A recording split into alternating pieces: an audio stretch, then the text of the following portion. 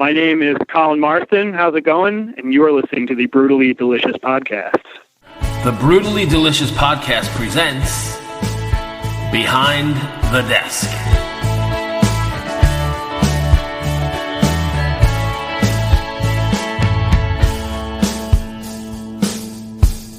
Hello. Colin. Yes. Hey, Bruce Moore. I got my partner Chris on the line. How are you? I'm good. How are you doing? Good. Thanks for joining us. Where are you at? You're in Brooklyn now? Queens, actually. Yeah, close enough. What's the scene like in Queens these days? I pretty much stay in my studio and then go to the park every now and then, and that's about it. I haven't left my neighborhood since March. So I don't know. It's it's a neighborhood in New York.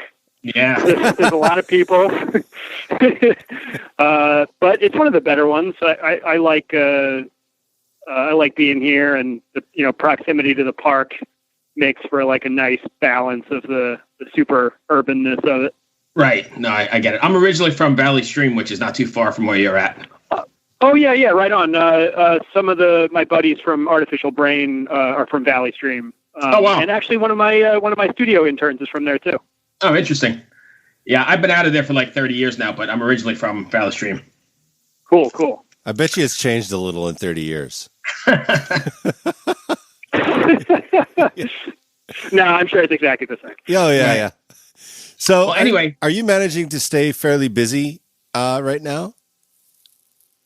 With work, you mean, or just sort of like in life? With recording or mixing? Or... Yeah, well, yes and no. So, as of March, I stopped doing attended sessions, so I haven't had a single person in the studio in 6 or 7 months. And at the time, it was really scary because I'm usually booked 3-4 months in advance, like pretty much every single day, and so having like that much work drop away all at once was pretty terrifying. But the good news is that like a couple of those records that where I was supposed to have the whole band here, they just turned into remote recordings with people like doing what they could at home, or like I was supposed to record a band from Denver, so they weren't going to come out here anymore, but they were able to go to a local studio in a safe way and track it there, and then I still got to mix it. So even like with Malignancy, like a local New York band, that went from them coming into the studio to then me doing a consultation with Ron to set him up to record at home, and then send me tracks to edit and reamp. So, some of that work I was able to salvage. Other records just still haven't been done, like the Artificial Brain. And then some other stuff just got canceled. But the good news is that all the remote work is still very much in effect. So mastering is pretty much always remote anyway. And half the time I'm working with bands that are from, Singapore or Belarus or Italy or whatever anyway. So they're not going to be coming in the first place. So that's still there. And then like I'm just getting maybe, I'm not going to say a higher percentage, but just enough mixing work and mastering work to stay afloat. Well, that's good news. It's been like a lot of lost work, but also a lot of sort of unexpected last minute work. Yeah, and at least enough for now. Yeah, have you looked into the Audio Movers Listen To plugin? No, I'm not sure what that is. Okay, so it allows you to stream lossless WAV files over the internet. So okay. I don't know, are you using Pro Tools or what are you using? I use Logic. Logic, yeah, it works in Logic too. So basically what happens is you open up this plugin on a track, so you can put it on your master fader or any other track, and it streams based on your internet connection. So like if your internet connection is slow, you'll have to choose a lower bit rate to go, but you can stream 24-bit 48K files straight over the internet if your internet can keep up. And you can actually, I've done sessions this way during COVID, where someone's, say, in Vancouver, Canada, and I'll be like, okay, let's track this, and I can produce from afar because I can listen in my session and record it in my session while they're also playing and recording in their session. That's cool. No, I haven't looked into anything like that. I mean, the thing is, because even before the pandemic, I was doing a lot of remote work too. I mean, yeah, I don't really know what it boils down to in terms of percentage of like attended versus non-attended, but I've gotten pretty used to working both ways. So it's not like I only like to work where I'm like with the person, you know, giving them feedback in the moment. Like I'm happy to work on recordings also where like I just give all that trust to the musician.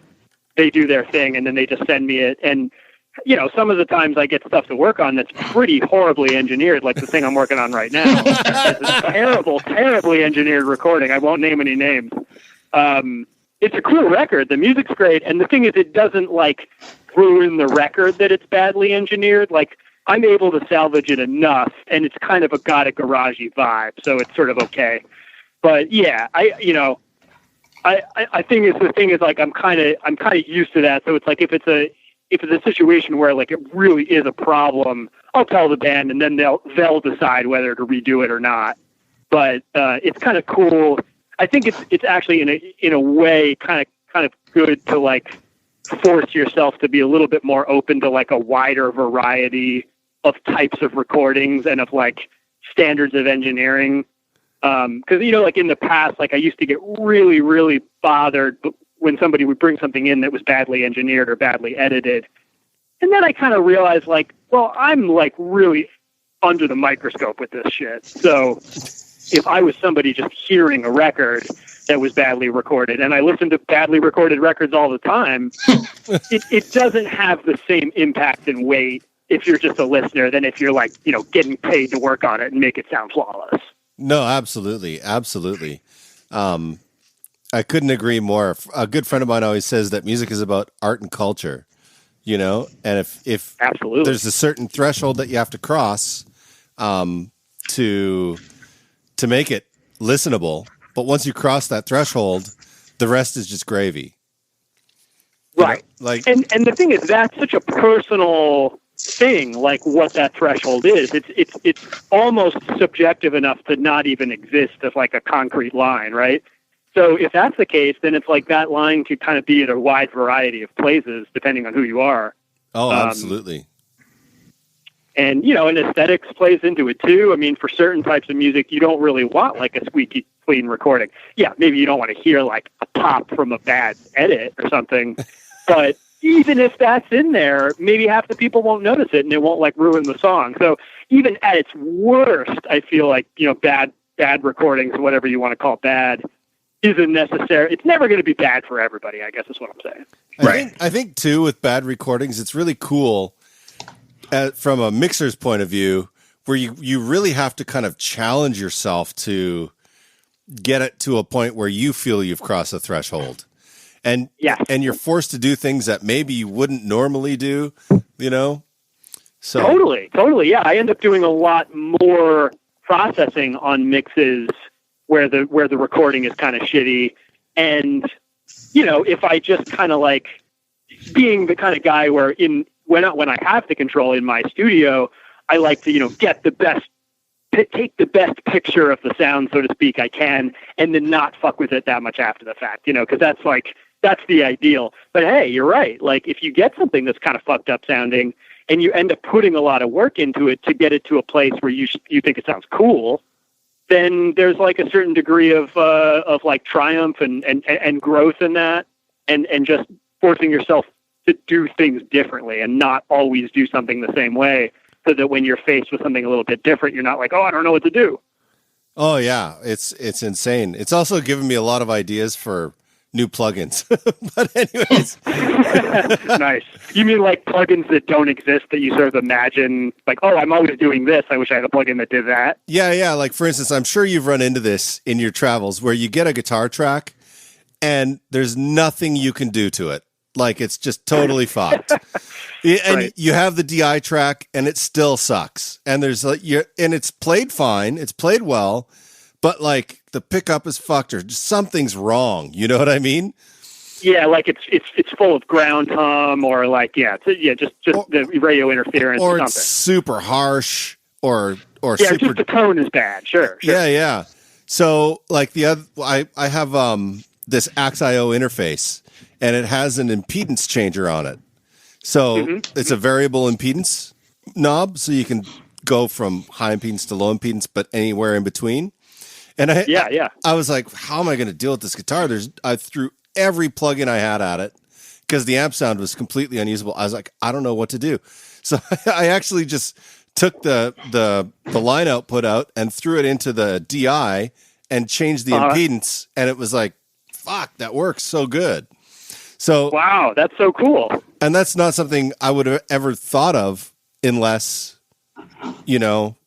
you're faced with that situation. Unless you were kind of like at your wit's end and you were like, well, nothing I've done works. I'm going to try something I've never tried before. Yeah. So like, what's one thing that you've had to go through like that, where you've been forced to try something that you haven't done before? Oh man, I feel like there should be like a really good example right on the tip of my brain because the second you said that, I was like, oh, I've totally been there, but I'm trying to think of a good example. I mean, the record I'm working on right now is kind of a weird situation where like, there's two guitarists and in one song, I might have in the same track a combination of different amp sounds, levels, DIs, all thrown together. So I guess that's more not like, oh no, I need a new approach. That's more like, okay, I have to like go through, separate the different amps and the DIs, reamp the DIs through an amp that I have, and then go in and like use kind of extreme EQing and gating and so on to like, try to remove ground hum from this one part where this one amp was kind of fucked, or maybe they were using like a single coil pickup for one part of the riff, going through with a gain plugin and automating all the changes where like they clearly like punched in on different days with different levels, things like that. So yeah, I've definitely done some along those lines. I remember there was another record I did. I don't get into this kind of shit too much anymore with drum sound replacing, but I got like a really garagey recording of a drum kit with 4 toms, but he only used 2 mics. So the 2 rack toms shared a mic and the 2 floor toms shared a mic. So what I had to do to be able to sound replace them was to go through, listen to every drum fill, and the guy was constantly doing drum fills, and separate the 2 toms of each pair, and then kind of go in with the Drumagog plugin and like automate the threshold for basically every drum hit so that it wasn't like double triggering or missing hits. And then I think I had like 2 layers of Drumagogs because I had one that was sort of like a close mic and one that was sort of a room mic, so I could get a kind of a natural sound. Anyway, that was a long time ago, and at this point, I'd probably just be like, all right, let me. Oh, you know what? I have a great example for your question. I just thought of Imperial Triumphant's record "Abyssal Gods" was a record where, like, I had recorded them in the studio a couple times, and then for that record, they decided to sort of do it themselves, and they tracked the drums at their drummer's house. And, he's an amazing drummer, but a terrible engineer. And, or at least at the time, maybe he's gotten better. But, like, the editing was bad. There was, like, like the snare drum was just like a square wave. Like something had gone wrong, like in the preamp or something, and nobody'd noticed. So it was kind of so fucked up sounding, but the music of that band is very sort of fucked up and uncomfortable and dissonant. So I was like, all right, instead of trying to clean this up, let's go the other way and make this record sound just horrid. Just like, let's distort everything more and just get a really extreme, bizarre, uncomfortable, very like wrong sounding tone to the album. That was a lucky situation because it really fit the music. If it was like a country pop record that was for the radio and, trying to get a hit single, probably wouldn't be the vibe. Although that would be pretty fucking interesting, wouldn't it? Let's send this We chatted with those guys just recently with their new record. Say again? We chatted with Imperial Triumphant just recently on their new release or newest release. Oh, I'm sorry. Wait, what about the new album? We chatted with them recently when they were. Oh, cool. Excellent. Yeah, they're nice guys. Yeah, I love that band. I've actually been working with them pretty much from the beginning. And like I said, gotten to do kind of everything from having them in the studio. Like for the last 2 records, it was the whole band in the studio, and I got to do everything from the ground up. but there was a sort of a middle period where they were doing a lot of the home recording, and that was sort of the weird sounding records. Right. But in retrospect now, it's really cool that happened, because it's like I never would have, like you said before, like I never would have arrived at a record that would sound quite like that if it hadn't had that whole backstory, and we just sort of like decided, okay, let's go into some uncharted territory and try to get something that's like, let's focus more on unique and scary than like, proper. Right. That makes sense. I'm going to change topics here for a second. What's your approach to drum recording? How do you, like, for instance, I mean, most people close mics fairly similar, but what about like overheads? Are you looking more for a picture of the drum kit with your overheads? Are you using like space pair? Or are you doing left, center, right? How do you approach the overheads on your drum kits? It's I would say it's not the same every time, but if I had like a go-to, it's usually a pair of Coles 4038s for my overheads. Nice. And I usually have them pointed either kind of straight up and down or a little bit, like, how do I say this? A little bit like out, like almost like it's a super wide ORTF that's at less than 110 degree angle. Gotcha. Because the thing is, with those figure eights, you have the nulls on the side. So if I want to like widen the stereo image, I can kind of like angle the mics out towards the sides of the kit a little bit more and cut, the bleed from the other side. But the thing is, the two you don't get like a super clean stereo image with those mics anyway, because they are figure eight and they pick up from the back, so they get a fair amount of room sound in there too, which kind of blurs the left and the right. So that's kind of good, because I also, with those mics, I have a pretty live sounding live room. So I like to get in fairly close with them. Not, I don't have them like 5 feet above the cymbals. They're like, maybe 2 feet from the cymbals or 3 feet or something. Man, and the thing is, it depends on the size of the kit too. Like you were saying, like, do I do left, center, right? Sometimes I will do a center, or like if the drummer has like high crashes on either side, but then has like a bunch of splashy small cymbals like right over the toms, I might come in with some close mics there. It kind of just depends on, like, I just eyeball it and I see what stuff is far from any mic, and then maybe add another one. That's cool. I've never tried figure eights as overheads before. I was using KM 184s for years, just small diaphragm condensers, and they were fine and whatever.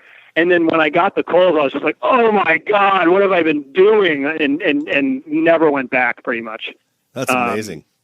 They're just so much sort of thicker sounding. I end up having to roll out a little bit of low end sometimes because I don't have a huge room. But they're just fucking perfect for what I like. They're never brittle, never harsh. Even with added top end and stuff.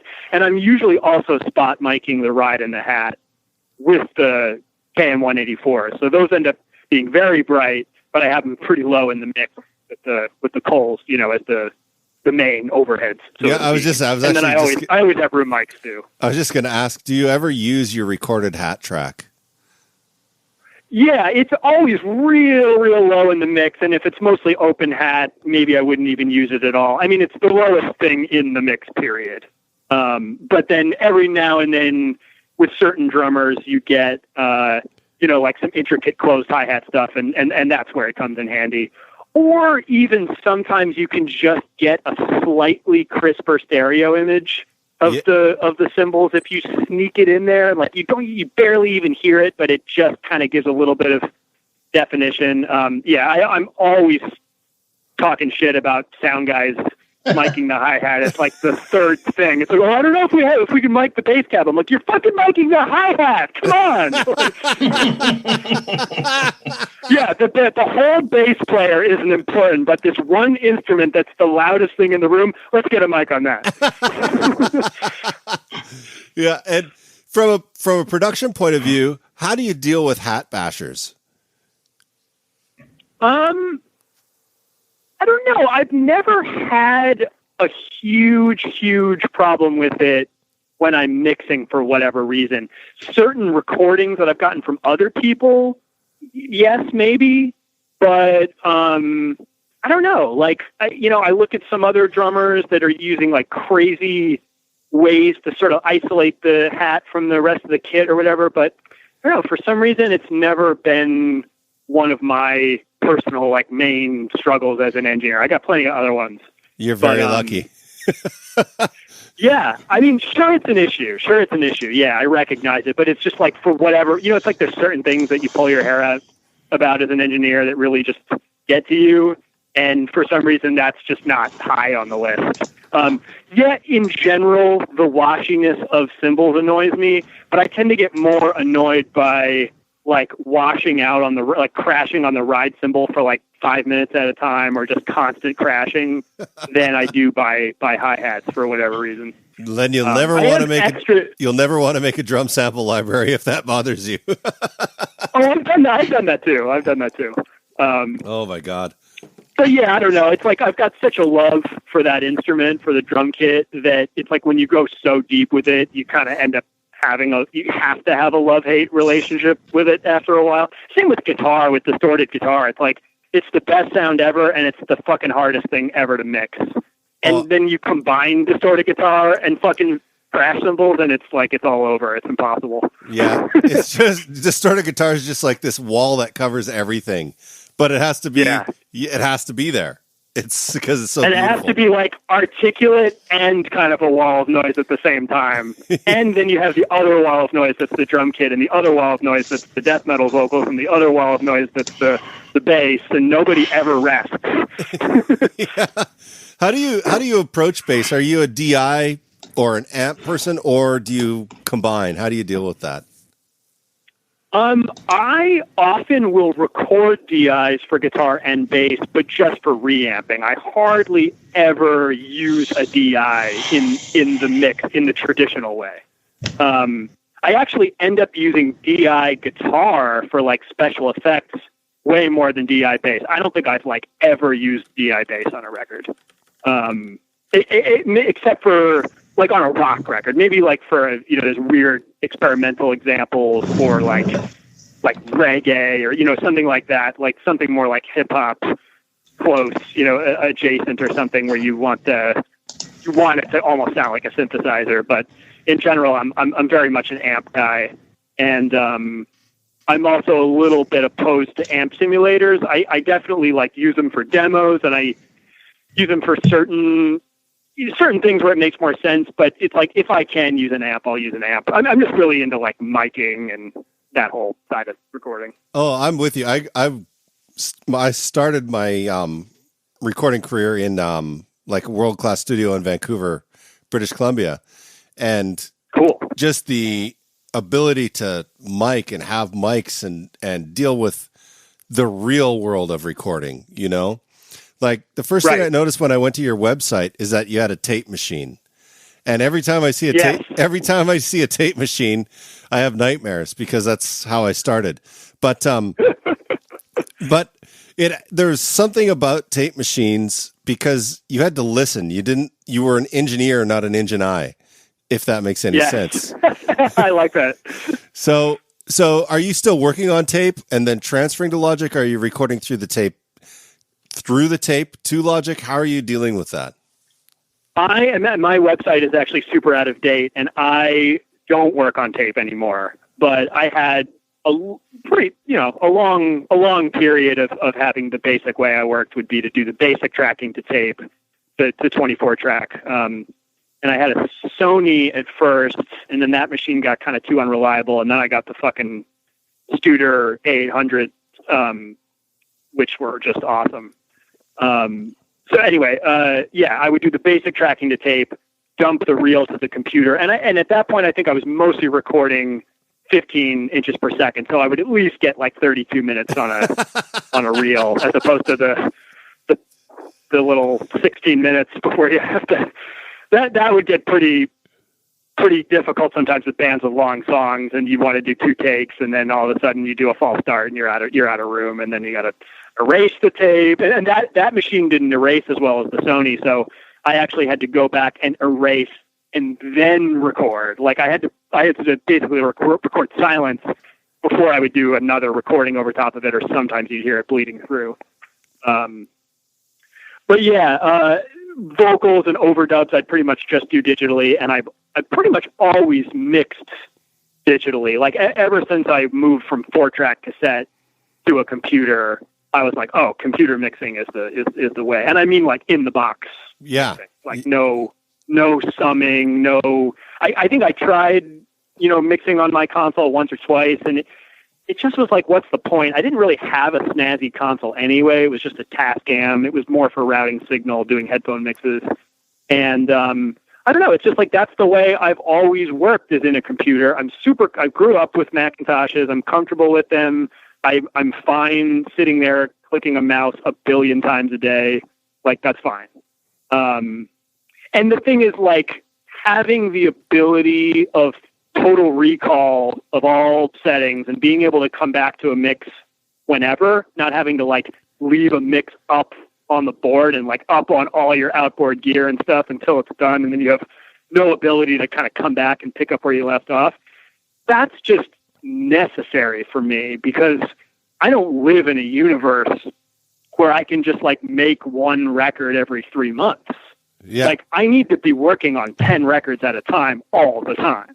Right. In order to like pay the bills. Like that's just the way it is. And then plus bringing in the music that I want to make for my own shit. I want to be working on that at the same time. I don't want to like wait to finish somebody else's record until they've decided it's done just to be able to like use my amp again. Like, no. That's the thing that I found, after because I grew up mixing on like SSL desks or whatever. And then I started mixing in Pro Tools, and I just was like, oh man, this is so good.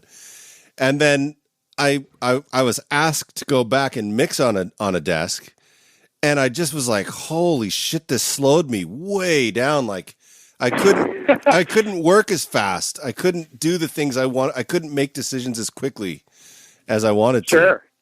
So sorry, go ahead. No, you go ahead.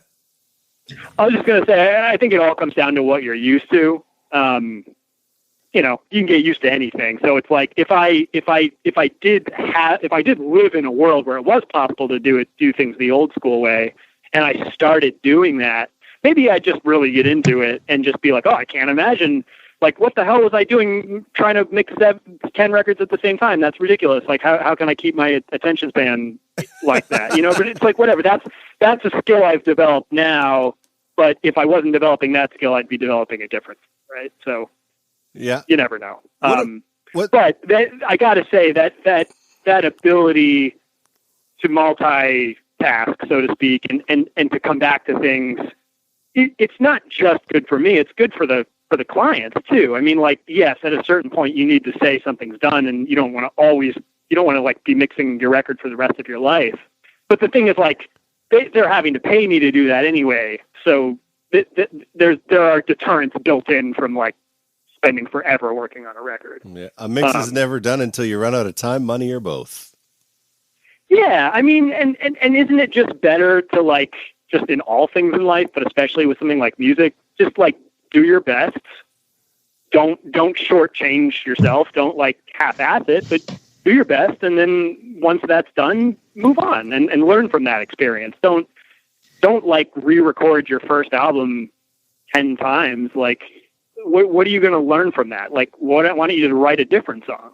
Yeah, and inform that song by like what the last record was like, and then just get into that journey and embrace that. And you'll just, I don't know, you'll get a lot more done. And I think you'll be happier if you tend to be on that side of things rather than the like, oh, I didn't get this one thing perfect.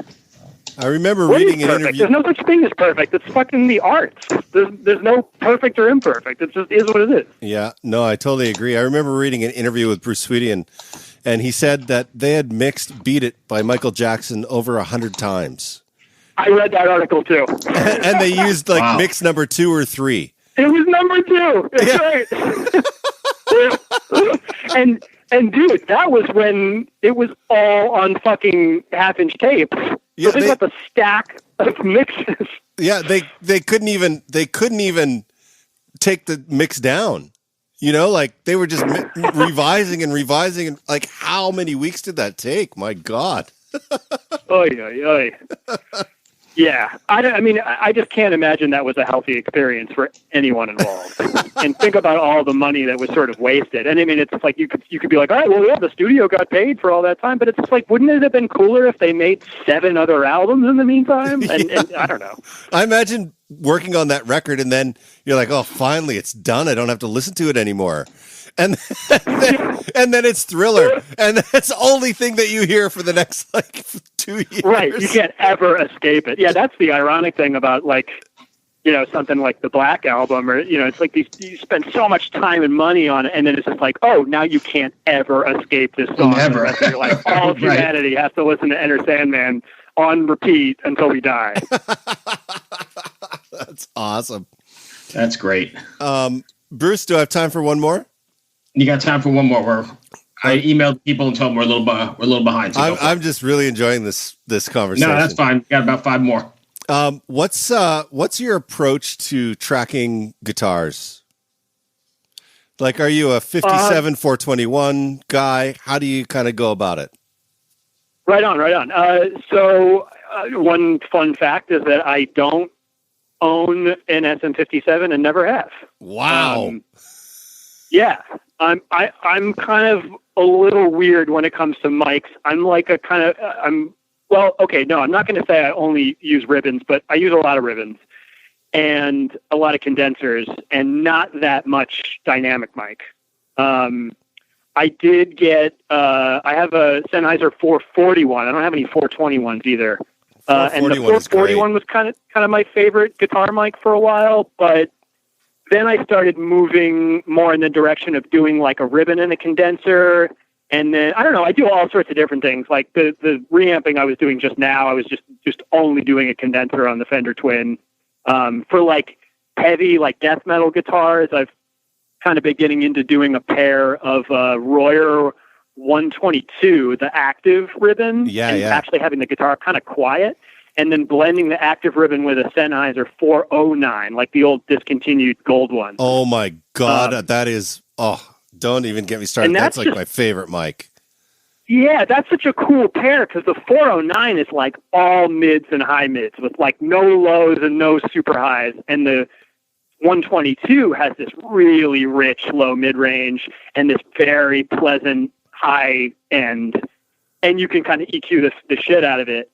And so as a pair, they kind of give you these very contrasting signals, which really blend together. So yeah, to kind of like answer your question, I like doing combinations of mics a lot, and I don't use SM57s. and another thing I like doing a lot, so I like doing this when I'm recording like a full metal band, let's say. Everybody plays live together in the live room. And I have everybody's amps in ISO booths. I have 3 ISO booths here at the studio and then a live room. So I could record like a quartet with everybody isolated. And then for each of the maybe 2 guitars and bass, I'll mic the amp with 1 or 2 mics and I'll take a DI. And then that way, if we don't get exactly the sound we want with the live tracking, I'll just either throw out the sound of the live take, but get the live performance and then reamp it and spend as long as we want. And a lot of times I'll run guitar through 2 amps. I'll do like a cleaner amp and a heavy distorted amp together, or 2 different kind of heavy distorted amps, like a scoop death metal tone and like a more modern mid-rangey tube amp together.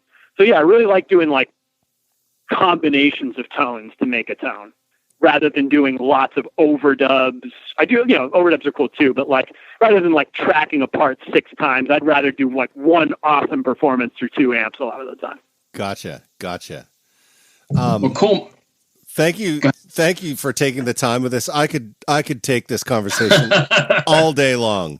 Yeah, man, this engineering shit, don't even get me started. It's like, somebody will come up to me after a show and be like, ask me some engineering questions. Like, I'm so sorry, I don't want to waste. I'm like, dude, I could fucking talk about this shit all day. That's kind of why we started this spin-off from our regular podcast, and we've been talking to producers along the way. And I didn't get much chance to talk this time, thanks to Chris, but sorry. I really appreciate you taking the time. Throw him under the bus there. He always does. But I learned a lot, and I appreciate you taking the time, man. My pleasure. Thanks for having me. Awesome. Thank you very much. I told you we wouldn't take too much of your time. You still have time to get your appointment, right? Oh, totally. Yeah. It's not for another hour. Okay, great. Thank you for taking the time. I appreciate it. You guys rule. Thanks so much. You too, man. I'll send you a link when it's up. Okay. Cheers. Right. Yeah. Cheers. Bye. Hello out there. Yes, hello out there, everyone. I'm Hal Schwartz. And I'm Flynn McLean. Together we host None But the Brave, a podcast dedicated to the music and career of Bruce Springsteen. Bruce and E Street Band are on tour right now for the first time in 6 years, and we're taking a detailed look at what's happening on stage in our bi-weekly episodes. We've also been recently joined by some very exciting guests, including rock journalist Warren Zanes and Stephen Hayden, Backstreet's Magazine founder Charles Cross, and Barstool's Kirk Minahan. If you're a diehard Springsteen fan, this is the show for you. So please subscribe to None But the Brave on your favorite podcasting platform, and we hope to see you further on up the road. Thank you so much. We'll be seeing you.